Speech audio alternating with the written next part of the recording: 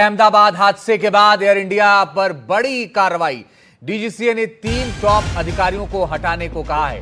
इस वक्त की बड़ी और अहम खबर आपको बता रहे हैं। अहमदाबाद हादसे के बाद एयर इंडिया पर बड़ी कार्रवाई और 3 बड़े अधिकारियों को हटाने के लिए कहा है। डीजीसीए ने क्रू रोस्टर लगाने में लापरवाही को लेकर यह एक्शन है। कर्मचारियों की ड्यूटी रोटेट करने में लापरवाही। तीनों अधिकारियों के खिलाफ 10 दिन के अंदर जांच करने के और रिपोर्ट देने की बात कही गई है। हमारे वरिष्ठ सहयोगी विष्णु सोम ज्यादा जानकारी के लिए जुड़ गए। विष्णु, बताइए क्या है पूरी जानकारी।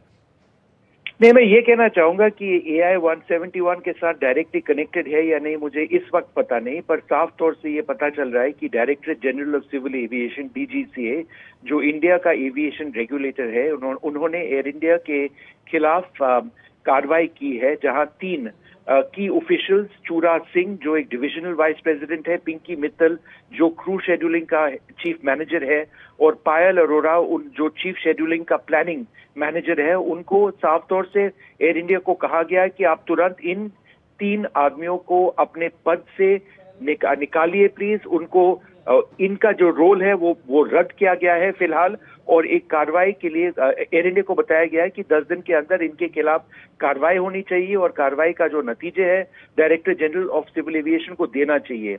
अब डीजीसीए को पता चला है कि unauthorised and non compliant crew pairings की है, violation of mandatory licensing and recency norms का एक एलिगेशन है, और systemic failure in scheduling protocol and oversight है। बेसिकली इसका मतलब ये है कि जो क्रू रोस्टरिंग और शेड्यूलिंग है उसमें काफी वीकनेसेस है, काफी दिक्कतें हैं और काफी इरेगुलरिटी है, जिसके कारण इन 3 ऑफिशियल्स के खिलाफ ये कार्रवाई की जा रही है। ये एक सेफ्टी के साथ डायरेक्ट एसोसिएशन, डायरेक्ट लिंक है।